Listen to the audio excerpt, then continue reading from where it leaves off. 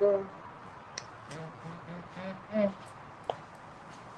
Alrighty, you fuckers.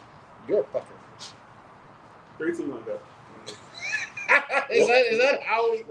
Is that the intro to this one? Back at Love and War. Welcome back, man. We missed you last week. Bro, I was on my deathbed last week. I've fun. I had fun though. Good. Yeah. How was that? It looked like y'all had fun. Well, you know, let's start off this way. Our producer got his first win in fantasy this week. Damn right. First, the first. Look at it. He squeaked out a win. Look at that. He wasn't projected to win 2 games all year, and here he is in one. Where's the one? There's the one. Hey, but guess what? Of course, he didn't listen to me about the one recommendation. What was the recommendation? I told him to start J.K. Dobbins. Oh, And he kept them solidified on the bench. Kept him on the bench. Hey, guess who's 2-0 though? Fuck you guys. I'm 2-0, so I don't know what you're talking about. I'm a better 2-0. Who's a 2-0 leading in points? This guy. This guy. Hey, look, all because of a young man out in New Orleans, Mr. Alvin Kamara, just holding it up for me while CMC sits on the bench. It is rough for me on CMC. I am desperate. You are very fortunate to be 2-0 with CMC on the bench. Oh my God. Most people right now with CMC are killing themselves. Are 0-2 and ready to take a nosedive somewhere. I watched New Orleans destroy the Dallas Cowboys. That was impressive. And I'm sitting here, like I'm sitting at the bar watching with a couple Cowboys fans. I'm just watching, just the sea of faces just look so depressed. And I was just like, my God, y'all need to figure this out because that defense is terrible. I don't know what that was. Look, is New Orleans that good, or is Dallas? You really need 3, maybe 4 weeks of data before you start making suppositions. Right? Okay. Now, I did make one important note. Right? So there are currently 9 teams that are 2-0. 9. Okay. All right. Now let's take the top 2 right off the bat. Buffalo and Kansas City. Okay. Josh Allen, Pat Mahomes, they should be winning. Right? Yep. Especially Kansas City with all their assists from the referees. Another topic for another day. The Zebra Squad. Right? That's now, Minnesota's on that list currently. I don't know if that's going to be sustainable. Sam Darnold is not that good. I will say this, though. According to PFF, the number 1 offensive line in the NFL belongs to Minnesota. Well, good for them. Look, they figured something out. I don't know. Because let's look at Sam Darnold's stats so far this year, and make it an objective note that yes, he had some rough years with New York. He did, but he also didn't have a good offensive line, and he also didn't have a weapon that was even close to commensurate with. Are you trying to make the argument that this is his revival? Is that what we're saying? Are we having like a Jared Goff type of revival? We need 2-3 more weeks before we start making actual notations. But has he played a good defense? Is the San Fran considered a good defense? They haven't beat in the Super Bowl last year. San Fran didn't beat them since '92. I'm just saying, there's kind of a trend here in what we're talking about here. So, San Fran is spiraling all types of out of control. You got Brandon, not Brandon.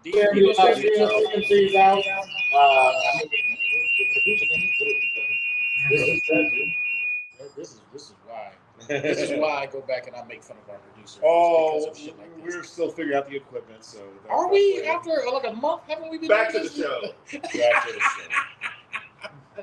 I wanted to shit on our producer for a little bit. Oh, stop. Hey, he's 1-1.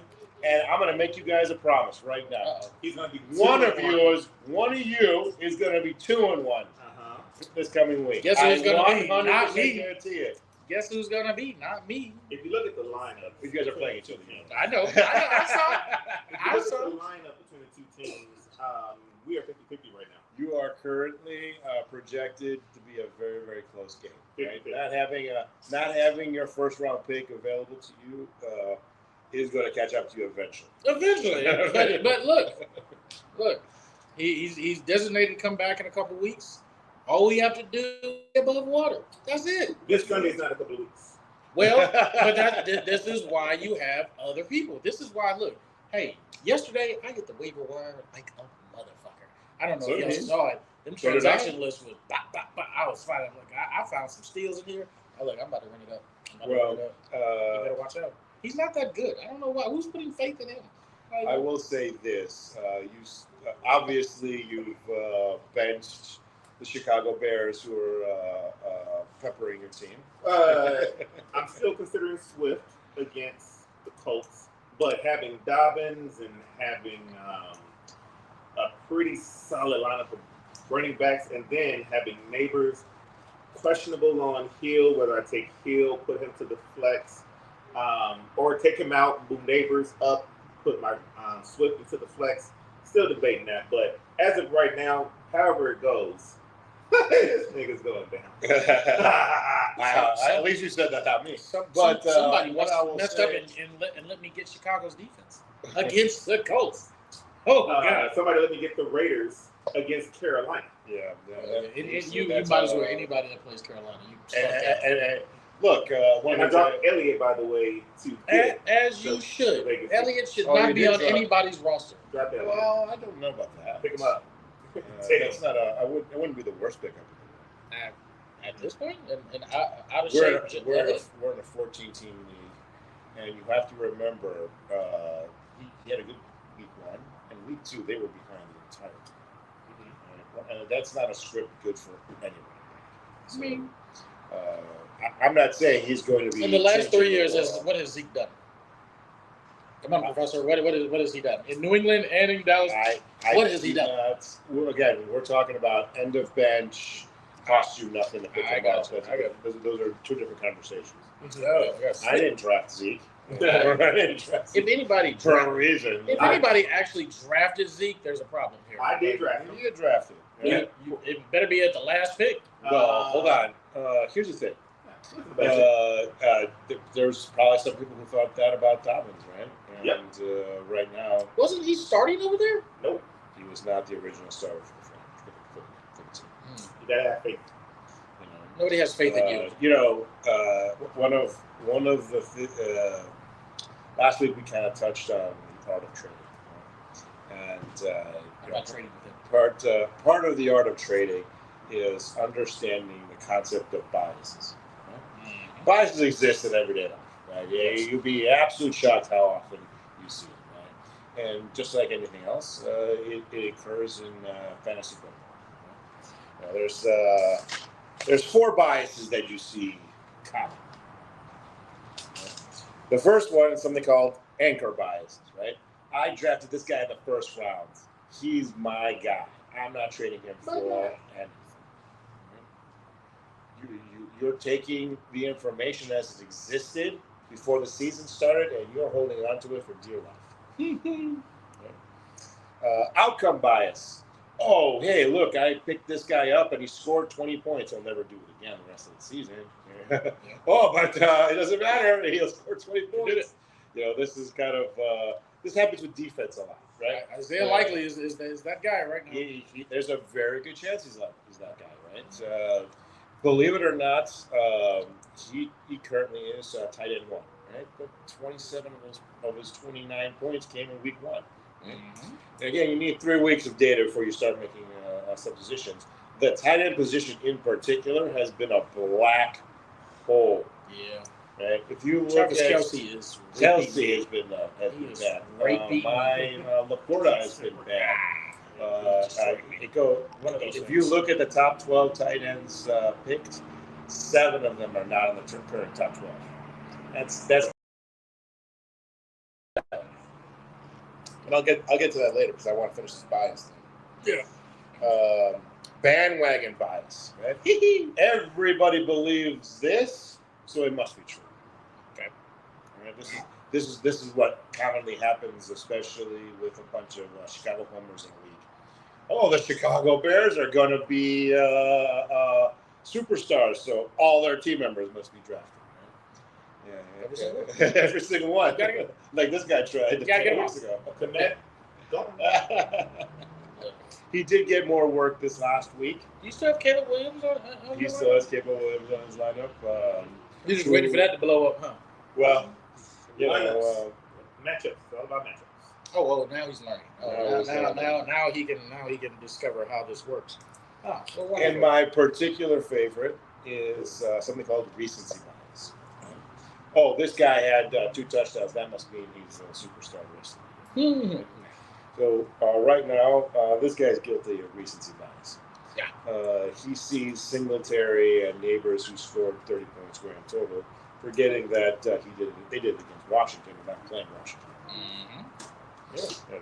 One of the things I say to tell people, you have somebody on a broken offense who has a really good game. Selling high is a good idea. Absolutely. My personal opinion, Neighbors shopping him is not the worst idea. He's on my sell high list. Because you're relying on Daniel Jones to be able to They've execute got a running every back. single time. They've got a running back, a quarterback problem that you don't know how it's going to move forward. Yeah. And again, they're not playing Washington every week. Correct. Once they run into Philadelphia, once they run into Washington or Dallas, I think things will be a lot different. Did you see that stat about New York? This is the only team in the NFL history to score 3 touchdowns And not win the game. and not win the game Right. while holding the other team to 0 touchdowns. Well, having That has to be the most ridiculous stat ever. One thing I'll never understand about football is a kicker. All teams have a kicker and a punter. Mm-hmm. Right? Why does the punter not, learn basic kickoff? I'm gonna just basic kickoff. Just the basics. Yeah. Right. I mean, Are you trying to merge these roles? I'm here? not Is that saying what you you're doing? merge these You're roles. trying to take but, people out of their jobs? If Trying to take what people happened out of the job? what happened with New York is their kicker got injured in the first quarter. They could not kick an extra point, and they missed every single 2-point conversion. That's how they ended up with 18 points. That sucks. Even though they scored 3 touchdowns. Yes. Right? That really sucks. Right? Kickers are more important than people give them credit for because, quite frankly, no one else on the team can do their job. And Chad Ochocinco could do the kicker's job. who knows? But I sit there and I'm like, if the punter gets hurt, He left the ball can't and the he goes, kicker punt? Like, aren't those skills just slightly interchangeable? I don't know. It's always been something that's befuddled me, right? And I understand. Befuddled is a fun word. Well, they already signed as free agents, so they'll be fine next week. But of course, again, they're gonna sleigh ride to a top 5 pick next year. It's basically guaranteed. I just want everybody to be clear that I'm going to beat Devon this week. Professor, would you rather have a wide receiver against Dallas or a running back against Philadelphia? Well, again, you got to tell me the names here because these are very generic questions. These are very I generic don't think it questions. matters. I don't think it matters at all. But Flowers, wide receiver against Dallas, Kamara, running back against Philadelphia. I will take my wide receiver going against You say Dallas. Which tomorrow? Kamara? Yeah. Like the best running back right now? The Like, number 1 player in fantasy right now. You're asking Who me he go if we against should last bench week? him or Who not? he go- I didn't say bench him at all. I said who would you rather have? And if you tell me Kamara running against Philadelphia instead of Flowers against Dallas's defense, why do you think Philly has a better defense? Yeah, why do you think Philly's got a because Philly has a better defense. They don't. They let Atlanta. No, they don't. Like, what do you mean? They would not have lost to Atlanta if they had a better defense, right? What do you mean? I sincerely Pittsburgh beat believe, Atlanta. Like, what do you mean? I sincerely believe New Orleans has just a really good offense right now. Now, is their defense up to stuff? I don't know yet, right? An injury here or there, which they've been known to have, will it cripple them moving forward? Possibly, right? A few moments ago we were talking about undefeated teams in the NFL. Right off the bat we talked about 2 of them, but I want to concentrate on 4 of them. Cool. And, you know, depending on your perspective, I consider these the 4 hottest teams in the Okay. NFL. New Orleans, Yep. Tampa Bay, Mhm. Chargers, Mhm. and Pittsburgh. And you could quibble if they're the hottest team or if they're just they're getting by. But all 4 of these teams have something in common. All 4 of them spent first-round draft capital on an offensive lineman who is currently starting and achieving PFF scores of at least 75. Fantastic stuff. Think about that for half a second. Yeah. I think all those teams, most teams have offensive talent in some way, shape, or form. Right? I mean, every year we have a draft that distributes them. What a lot of teams don't have is a good offensive line to help them achieve that. You know who doesn't have a first-round draft pick on the offensive line playing well? Chicago Bears. Chicago Bears. Oh, that's exciting. Look at that. You know, I wish our first-round pick that we wasted over picking a all-pro defensive tackle would actually play up to par. But hey, look, here we are. Well, since hindsight's 2020, let me throw a different wrinkle at you. Hey, look, I got a crystal ball. Hindsight. I I like living in that world. You know, when Roman Duze was drafted in the first round, 9th overall, right? Remember, he was the 3rd wide receiver off the board, right? I mean, they still argue that he could still compete with the best of them. Marvin Harrison and Malik, like he still was on the. Who was in the national championship? Well, it wasn't Marvin Harrison. It wasn't Malik Neighbors. Again, that is true, although he did lose. He did lose, but he made it to the dance. But using moving forward on that particular analogy, if you recall, and again, hindsight's 2020. Yeah. Right? If you recall, one of the speculations I had was Olu Fashanu, the left tackle from Penn State. Yep. Was someone they were seriously considering in that slot, especially if they can figure it out with a trade down of 1 or 2 picks. Because think about that.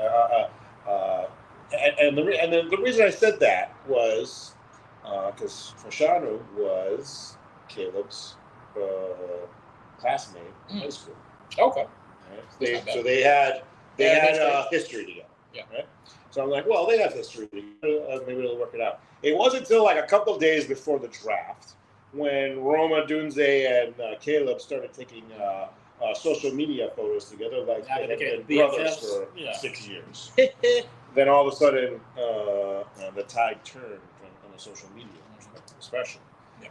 But I sat there and I said, well, look, what's going to be harder to get long term, right? A left tackle who can start, or a number 3 wide receiver this year, easily, right? Mm-hmm. So, you could make a really strong argument that Bulls might have overplayed his hand. Yeah. Right? Because you put Olu at the left tackle right now, I really believe that whole offensive line changes dramatically. Oh, of course. I mean, yeah, you can move Braxton Jones inside. I mean, you can do a lot of things here. And I mean, I'm looking at it. I heard a great take. I can't remember his name, but he does the Chicago Bear podcast, and he did a great thing. And he clearly said, and I agree with him wholeheartedly, Ryan Poles needs to stop drafting offensive linemen that play like you. He wants like these high character guys that work hard. But it's like at the end of the day, no, go get your studs. You got cut. You didn't have the skill set. Stop looking for players like you, because obviously that didn't work.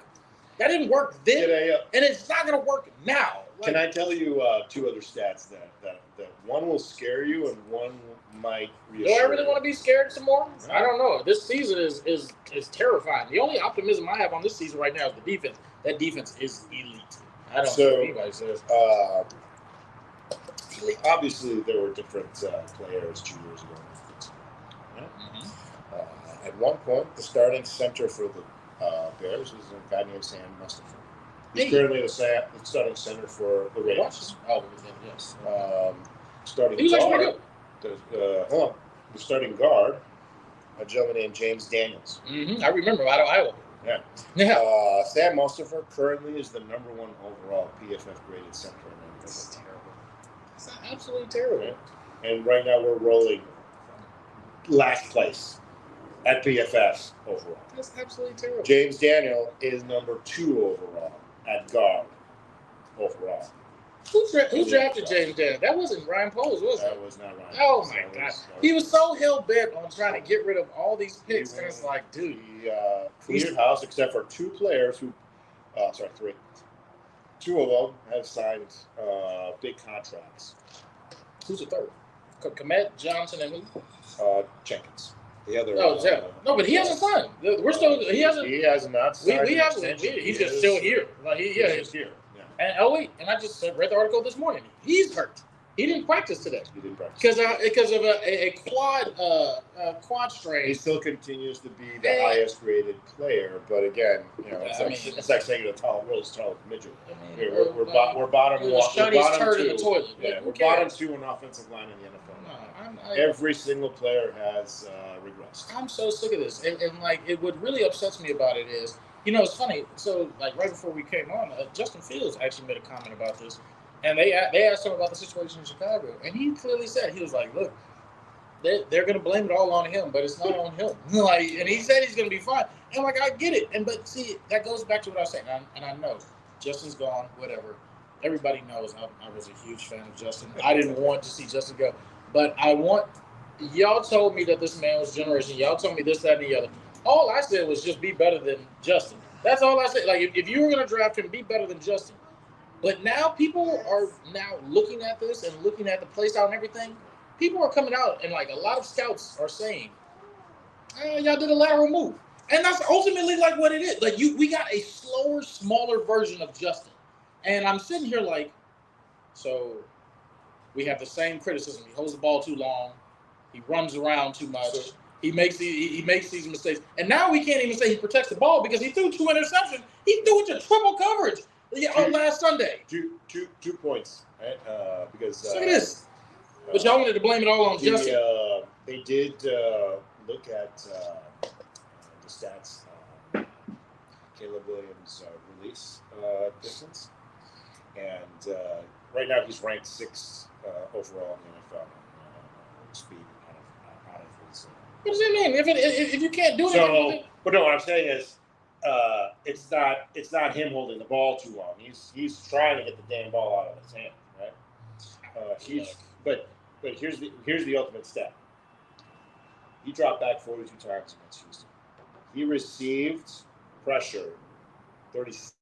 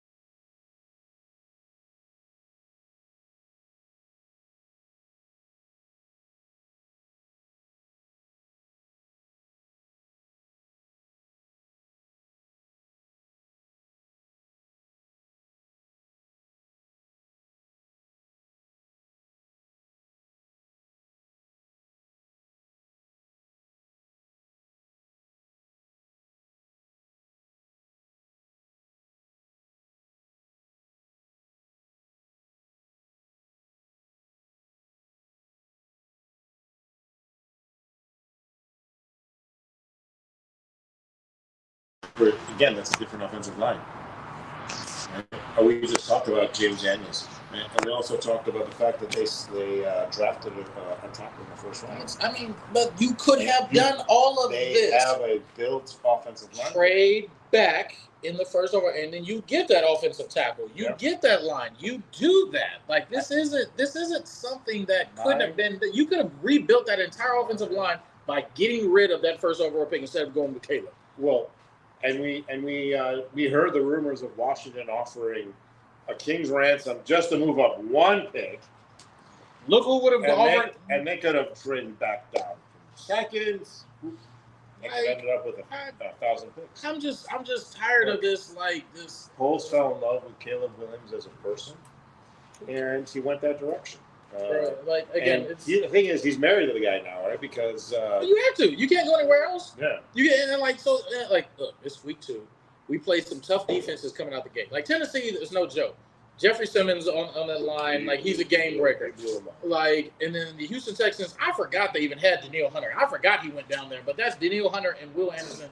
Look, that's fine. So look, going to Indianapolis, you'll see a different ball game. It is what it is. So let me let me give you a stat that might give you a little hope. All right, I'll give you a little stat. Let's hear the hope. Hope. So over the first 2 weeks, the NFL has, and this is the totality of all teams, has 69 passing touchdowns, which is actually a 25-year low. Jesus. All right. By a significant margin. Okay. 3 years ago, they had 115 after 2 weeks. Right. You're talking about production value at the passing position has eroded by almost 100% from 2 years ago. So what does that contribute from? Well, the greats retiring. Let me throw one more stat, and then I'll give you my supposition. Mm-hmm. The second lowest over the last 25 years was last year. They had 81 touchdowns after 2 weeks. What's happened over the last 2-3 years that's become pandemic as opposed to 5-6 years ago? One thing I'd said after week 1 was it is painfully obvious Caleb Williams did not get enough work in the preseason. Oh, God, no. Right? Absolutely not. I think it's painfully obvious every quarterback in the NFL is not getting enough work in the preseason. Mm-hmm. Everyone has started doing this, and it has become very evident that the first 2 weeks of the NFL season, August is extension of preseason, suffered, and in reality they're extensions of preseason. Right? So you'll see a lot of mistakes, you'll see a lot of errors, you'll see a lot of misses. Right? I think this is one of the reasons why the tight end position in particular has been a complete catastrophe. Right? Because the tight end is not usually the first read in the progression. Yeah. And first progression goes wrong, panic sets in because you do a lot of practice, and it moves forward like that. So where's your panic level on a scale 1 to 10? Well, look, like I said, I really believe that the offensive line is below par. I would have to say the panic level has to be at a 6. Simply because, here's the biggest reason. The NFL has identified a weakness in the Bears. Right? Yep. Because it wasn't just the fact that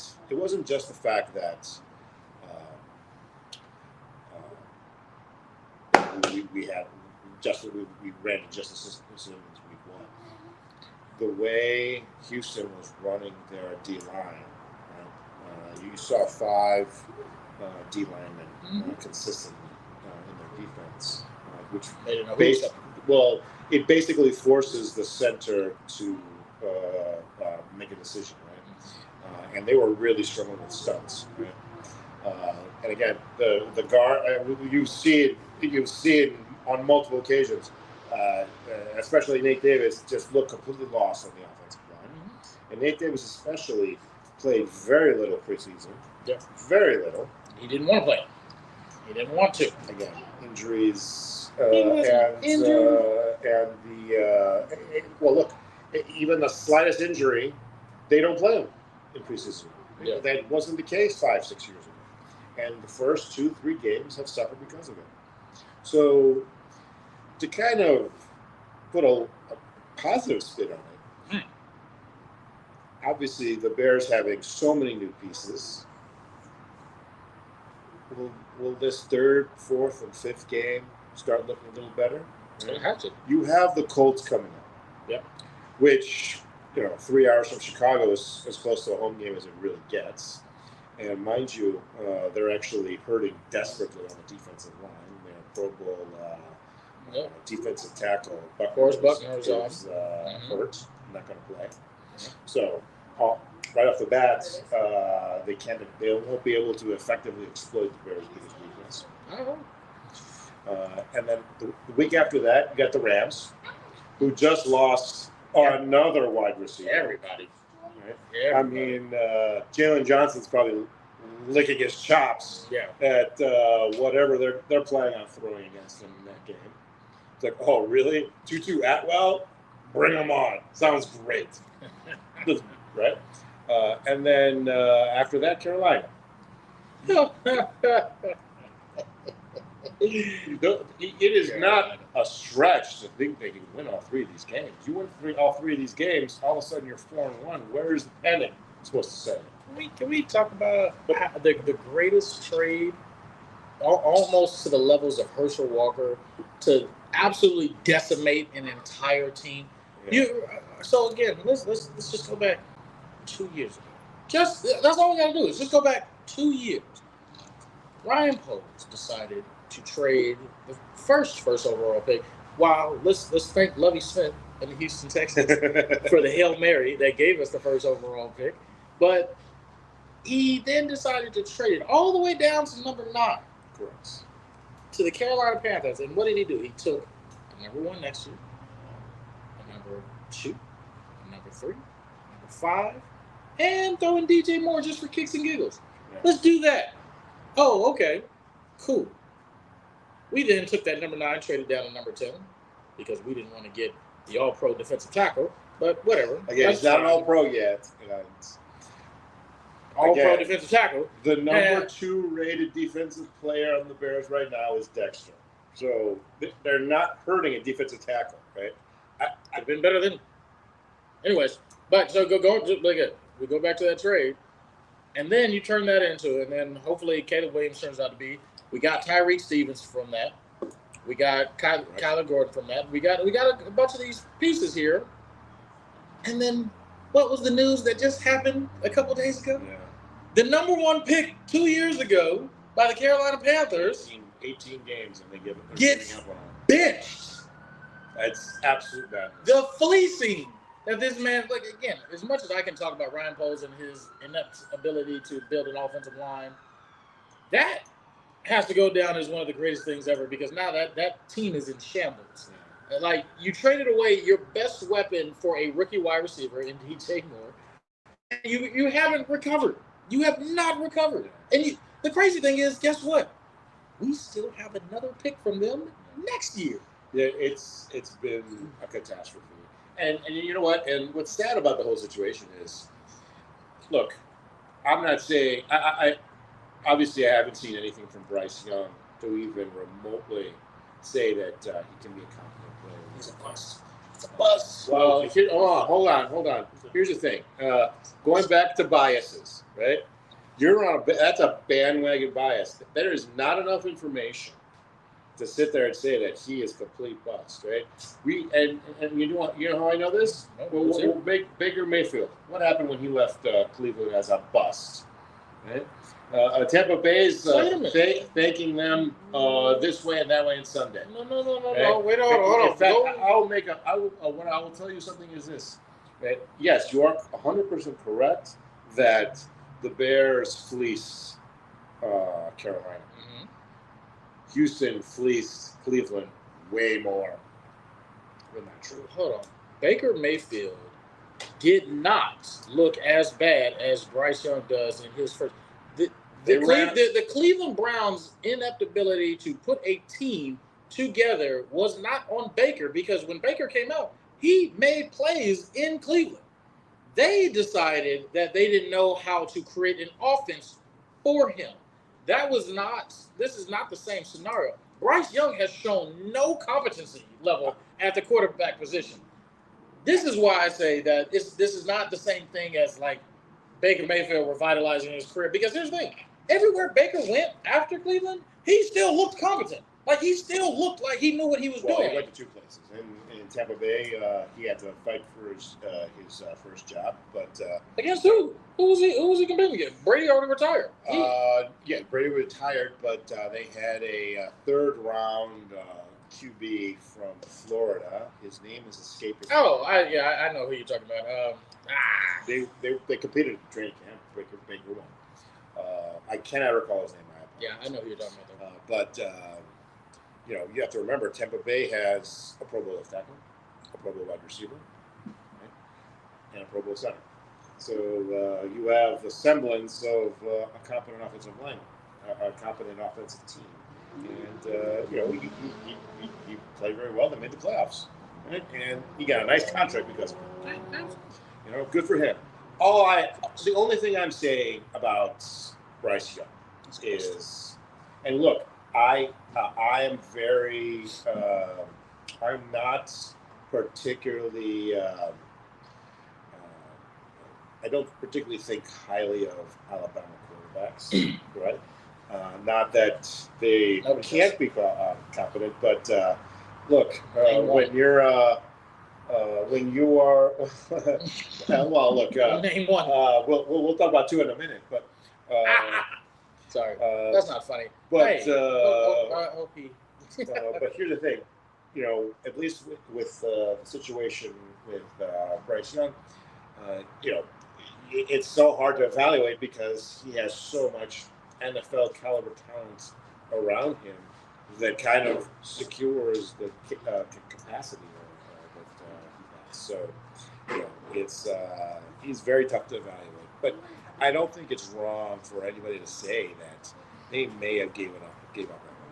Did you see that replay? They're putting up Dalton, right? Did you see? Dalton's like a couple years younger than me, dude. Like, that is insane. Do you see the replay where what are you showed Adam Thielen running wide open and Bryce couldn't find him? I do not doubt that. Maybe in the long term it's for collective good. But you could also make a very strong argument that, a couple extra wins that Dalton might give you will cost you later with draft pick capital next year. They own their first round pick at least, right? Finally. Don't you? If you don't believe in him, don't you want one of the top two picks to select his successor? I mean, and then trade him for whatever you can get. I mean, surely there's. I mean, there has been rumors that teams have inquired. Yeah. Right. Again, going back to that whole Lovie Smith thing. Lovie. I miss Lovie. If you recall, Houston, if it wasn't for that last minute win from Houston, they would have had the first pick in the draft. Of course. And. They'll sit there and say all day and twice on Sunday they still would have taken C.J. Stroud. Whatever. But if they hadn't taken C.J. Stroud, if they had followed the pack and selected the consensus #1 overall QB, would he be struggling in Houston with their talent level? That's a fair question. Maybe. I think that's a fair question. He's still too short. He's still too small to me. I think it would be the same thing. And then, would the Bears have been able to get any kind of package on the second pick, or at least in the not the way they got it for the first? No, we needed that first to do what we did. It was fantastic. It was very exciting. And so here we are, and now we just need to figure out how to figure it out with Caleb Williams and this line, because we got all these nice shiny weapons. And actually, one of our Hall of Fame weapons can't even get on the field because of plantar fasciitis. What? The most painful one of the most painful things. Look, it could be painful, but we gave up a second. We gave up a second round for him. Yeah. So What are you talking about? Keenan Allen. Keenan Allen was the fourth round. Was it? What? Are you sure? Yes, 100%. Whatever you want to Nope, I don't want to do it anymore. Sweat was a second round pick. No. Anyways, we gave up draft capitals for him, and Remember, it's not working out. Just like we gave up draft capital for Chase Claypool. It's not working out. It's not working out. And those second round picks, think about it this way: it's like they gave up the second round pick for Claypool, they gave away a second round pick for Sweat. Even though there's a lot of people said, why not just sign him in free agency for free? Probably wouldn't care. Right? Yeah. If you gave him that contract, then you would have said no. Right? So the question is, those second round picks that they're kind of more or less. Could you draft a couple of guard and a center that would be helping out right now? Right? You know, look, I was on the draft Fashanu train for a while. Right? I wanted them to trade down from the 9th pick, a couple selections, recoup, because the Bears only at the beginning of that draft only had 4 picks. Right? I was like, recoup a couple picks, right? And you can work around that. Because, look, one of the things I told you is this Kylan gentleman from Yale. Who still has to step on the field. He has not stepped up. He has not played a single down. And who does he remind you of? Ryan Poles. Another Ryan Poles guy. You know, Jesus Christ. I do not know what the value was on taking a project left tackle in the 3rd round. Wasn't he out of Harvard? Yeah. He was out of Yale. Yeah, that's what it was. The college football powerhouse. Yeah. Good luck figuring. Good luck trying to find when the last Pro Bowler from that. Where did Ryan Poles go? He went to Boston College. So he's like part of that same. Oh my God! And you don't find football players out of there. You just don't. And mind you, he's a local kid. Grew up in Hinsdale. His dad actually plays golf. Which, I'm sorry, with the offensive line acting as bad, playing as bad as they are, you're doing personal favors. Deserves some condemnation for not being more proactive on building the offensive line. But the crazy thing about all of this is we knew this in the offseason. The national media knew. We all pointed to saying, hey, your offensive line may be a problem. You might want to address it. Right. Hey, this is your weakest point. Yes. Maybe you want to do it. Connor Williams was out there, and he was a year removed from being the best center in the league. And where did he go? Seattle? He was a year removed from the 2nd highest PFF grade at the center position in the entire NFL. Right? And he signs. This is the sad part. He signed for a 1-year deal for $4 million. The Bears could have put that into their ledger, no problem. That was so sickening. And like I'm sitting here, and like Ryan Poles swear he knows what he's doing. It's like I don't want to overpay for anything. But it's like you're not paying for anybody. Yeah. How are we sitting here with $20 million in free cap space? Well, they don't have $20 million anymore. Right? They're down to $9 million. But what they use that on? Well, they made a trade for the Seattle defensive end, Taylor, and that's been an amazing trade. I don't think we wasted that much money on him, but yeah, okay, that's fine. Right, he's a former second-round pick. And look, he's playing like it. He's playing amazing, right? Again, the Bears' defense is there. Absolutely, I'm there. I have nothing. You see, I haven't harped on the defense at all. Like, there is nothing to talk about that defense. Like, you gotta look at this. When I saw what they did in Houston, and you gotta remember what Houston is. You're talking about C.J. Stroud, Joe Mixon, which I forgot he went down there too. Yeah. Stephon Diggs, Nico Collins, Tank Dell, and we held them to less than 20 points. They held a top 5 offense last year, a top 5 projected offense this year, at home, under 20 points. The defense did their job. It's that simple, right? If you can't score 20 points in the NFL, you shouldn't be expecting to win too many games, right? They held, and I mean, just like with with the Titans 2 weeks ago, they held them under 20 points. Right? Now, again, the offense has to do their part, and right now there's a glaring weakness at the center position. One of the things I said last week was, you know what offense is doing their part? People here at Level War Supply. Hey, so I mentioned this last week. I'll let y'all know. Come on down. These drinks are fantastic. I mentioned this last week. The only major reinforcement that Brian Poles made on the offensive line in free agency was Rankins, right? A 1-year, $3 million deal. Right? Sheldon Coleman. Sorry. Yeah. Sheldon Coleman. He was a former undrafted free agent. Mm-hmm. Right? So at the center position is an undrafted free agent and a former 7th round pick. Yep. Right? Feels a little light in terms of expenditures and what you should be looking for. This offensive line is terrible. They had gone very, very cheap in the offensive line. And quite frankly, it's being exposed. Now, a lot of this is Nate Davis's fault.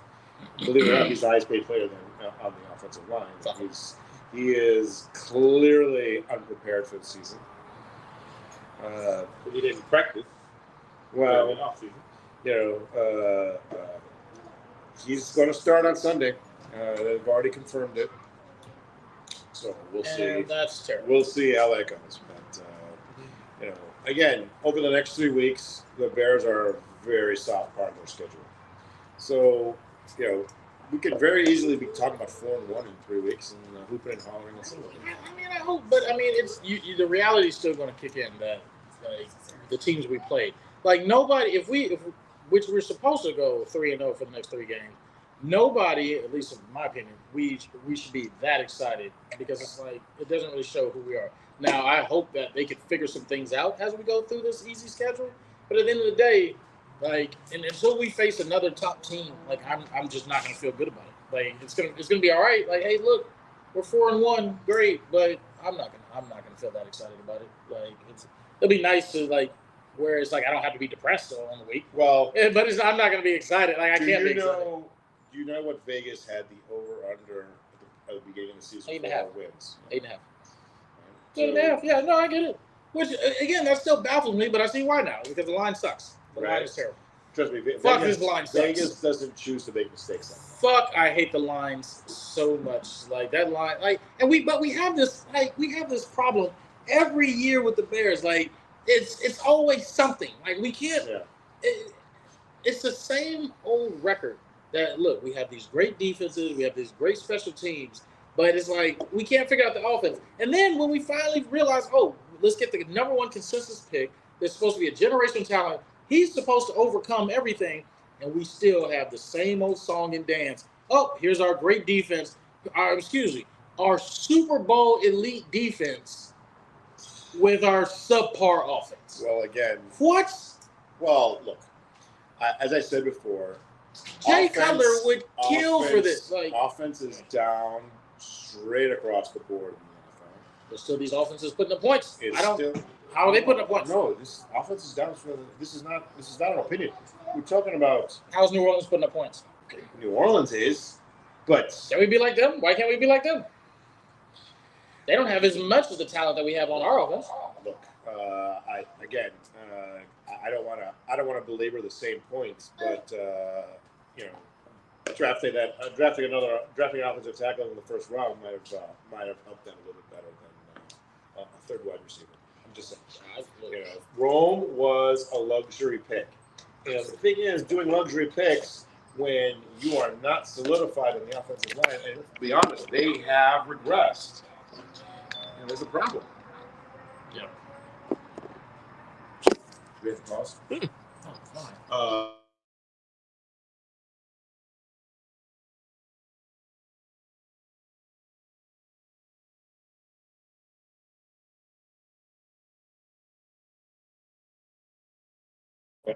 And that was without their star quarterback and with their star running backs.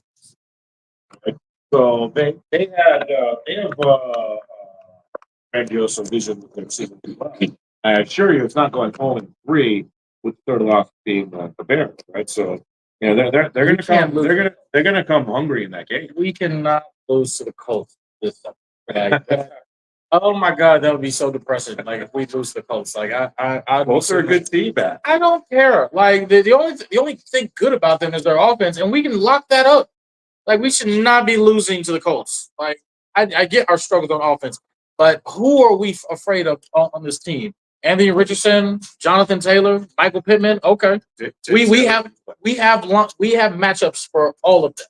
We have matchups for all of them. We're not like if we lose the Colts, like now panic level is at an 8. Like it's at an 8 because I'm sick of this. And if we lose because of an inept offense again, like no, I'm 8. Here's the thing: we're 2 weeks into the season. We're There's basically only in an extended. We're basically in an extended preseason. There's only 17 games. There's not that many. Okay. You know, look, again, if you really peel the onion on that stat where I said how many passing touchdowns have happened in the first 2 games versus the last 25 years, right? Get it? That is a screaming indicator that things are not at par where they should be or where they'll probably be at the end of the season. So, for all we know, the offensive line can just click on Sunday against inferior opponent with injuries on the defensive line. Yeah. And then you're 2-1 with 2 for teams coming up on deck. And so, you know, again, it's not going to take that much to pull yourself out of this. And I'm fine with that. I'm just like I said, this just feels like the same old song and dance, and it's really getting tiresome. Well, It's getting tiresome because, like I said it in the offseason, when we traded Justin, I was like, here we go again. We have to start over and let a rookie develop. Yeah. And that the part that is is frustrating. the part that is tired. The part that is tiresome. The part that is tiresome is that they didn't make the conscious decision to restart the QB clock with the capabilities. And so far, it's looking like, at best, you're not getting anything better than what you previously had. And at best, like, can you honestly, at this point, say that Justin Fields would have done worse and/or probably done even maybe? He's definitely not doing worse. Yeah, He's definitely not doing worse. So look, that's definitely an impulse, and you know he's got to have a long, hard talk about ways to fix that. Now, granted, with their own first round pick and 2 second-round picks next year and a whole bunch of cap space, they'll have an opportunity to do things. And maybe that was the plan all along. Like, hey, I'm just gonna load up on offensive linemen next year in the draft. Oh my God! And, Gotta wait for another fucking year. Well, it was. We waited enough. I know Mr. Nick Wright of ESPN say the Bears are going to the Super Bowl. That could not have possibly been a logical mind space for objective fans, right? So it really wasn't. Maybe the playoffs might have been, right? And there's still plenty of runway to make that happen. It's not like they're 0-2 or going on to 0-4. The offense needs to figure it out. The Bears can squeeze together enough victories to squeak into the playoffs. You have to consider that season a success. And again, Bowles has built a payroll and draft capital that can focus on a single need like that next year. Yeah. So it could very well be something that can fix itself. Our producer playing with his fingers. That usually means something. I don't know what it means, but I don't know what it means either. That's why, but I digress. No, I know what it means, but hey, whatever. Well, can we? So I'm talking about Alabama quarter, and then again, again, Bryce Young. I really believe giving up on him after 18 games is reckless, especially with the price they paid to get him. Right? I mean, you're basically saying, screw this season, screw next season, and the season after that. Right? Yeah. Because it's like, They did I think it that I told you, oh, well, at least we have runway to fix this Achilles heel next year. It's like, and you lost patience. Like, imagine being a Carolina Panther fan. I mean, yeah, Like, they're done. I'd be like, this sucks. Yeah, they're done. They're done. Right? I mean, how are we going to rebuild this team? You got to start from scratch, and they just hired him. No, you talking about Alabama? Yeah, Tua should retire. That's I'm in that band camp. Tua should retire. Like, So bro, it's definitely a Bandcamp perspective, right? So to be clear, 3 days ago he made he announced on social media he's not going to be retiring. Okay? Now, first and foremost, that kind of decision really is up to him. My perspective is a little different than most. I sit there and I say, well, I've never heard so many people lecturing somebody to retire at the ripe age of 25 that have small children in this household, like to this extent, right? I mean, do we do this with a logger who gets an injury on the job, or a miner, or a fisherman, or some other crazy dangerous regular Joe job like that? I've never heard this kind. And to be clear, most of the bandwagon talk on this has been from people who have either not played the NFL, have never had this kind of injury, right? Or they're non-medical doctors themselves, right? He was evaluated by his own private physician, and they're coming up with a plan around it. He's going on IR. It's not like he's going to be playing next week, but our producer said something to me when we were debating about this amongst ourselves. He said, "Oh, we should have retired 2 concussions." But when we say that, let me ask a fundamental question: how many concussions has Tua had in the entire from collegiate to professional? I don't know. He had a couple in college, but I mean, No. He had one before he came in. His injury in college was different, right? He had a really bad ankle injury that actually hurt his draft stock. He was supposed to be the first pick of the draft, ended up being 6th. Right? This is his 3rd concussion. Right now, this one and his previous one happened on national television in front of an audience. Right? He was taking on the yes. That's a pretty horrific experience to see. Like, but it's gonna trigger that rating. Here's another way. Here's another way to look at it. Personal opinion: pound for pound, best color announcer in the NFL. Troy, how many concussions did he have? Quite a few. He had 9. Right? Somehow he's still walking and talking. And he's one of the main advocates that's telling him he should probably give it up. It's not worth it. Well, it's not worth it. He's the main one. But here's where I diverge from the consensus. Because again, I think him retiring, that's his decision between himself as a physician and his family. And B, who's familiar with the Guardian Cap? Most of us now. Most of us now. Yeah. You know, this is the first year in NFL history where they have approved the use of it during the NFL games. Right? There are currently 6 players in the NFL that use the Guardian Cap for both game 1 and game 2. It's good for them. One of them, shout out to James Daniels, we mentioned earlier, he's one of them. Right? Now, 6 is less than 1/2 of 1% of the total number of players. But we're talking about a piece of equipment that reduces rotational headshot by 20 to 30%, and potentially reduces the risk of further concussion injury by over 50%. Did you hear anybody on ESPN, NFL, whatever, suggest that maybe he should start wearing that cap from now on? I did. I heard Nothing. But I got to cut you off here just because we're running out of time. But Okay. because I just wanted to give a shout out to Love and War for Okay. constantly being able to host us. They've been a great time. You guys come check it out. Food, drinks out here in Plano. Love and War. The staff has been fantastic. The fact that they've been able to let us do this time in each week it's been phenomenal. The staff is very, very good here. So please come check them out, and they'll be able to help us out.